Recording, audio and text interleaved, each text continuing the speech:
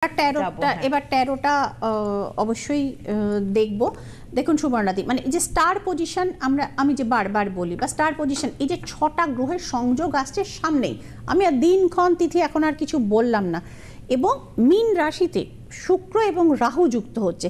প্রচুর মানুষ না, যেমন অলরেডি আমরা একটা পড়লাম, ভুল সিদ্ধান্ত নেবেন, এবং ভুল সিদ্ধান্ত নেবেন তার সঙ্গী নির্বাচনে। সেটা সবসময় যে মানে লাভ রিলেশন হতে হবে সেরকম না, বন্ধু নির্বাচনেও মানুষ ভয়ঙ্কর ভুল করতে পারেন, পার্টনার নির্বাচনেও ভুল করতে পারেন, এবং বিবাহের ক্ষেত্রে তো অবশ্যই ভুল করতে পারেন। কারণ এই শুক্র এবং রাহু এরা কিন্তু মানে ওই রাহু তো প্রলোভিত করে, সেই সীতামাইয়ার সময় থেকে রাহু প্রভাবিত করে এসছে, নাহলে তিনি রাক্ষসের খপ্পরে পড়তেন না।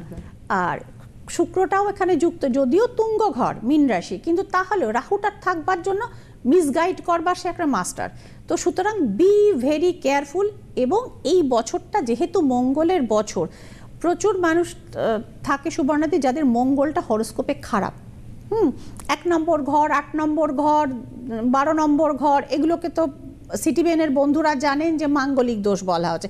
1, 4, 8, 12 এই কম্বিনেশন একদম সোজা কথা। কিন্তু এটা ছাড়াও অনেকের ধরুন এই কম্বিনেশন, অর্থাৎ সে মাঙ্গলিক না, কিন্তু দেখা গেল মঙ্গলের সঙ্গে রাহুটা বসে গেছে, এক্ষেত্রে কিন্তু একটা ছন্নছাড়া যোগের সৃষ্টি হয়। এবং এখানে থাকে ওই যে বললাম হট যোগে বিয়ে, মানে সে কিছু শুনবে না, দিনের পর দিন তাকে হয়তো বাড়ি থেকে বলা যে বিয়ে কর বিয়ে কর বিয়ে কর, সে করো না। এমন একটা জায়গায় গিয়ে সে দুম করে বলল আমি বিয়ে করবো, এবং 7 দিনের বা 10 দিনের মধ্যে বিয়ে করব।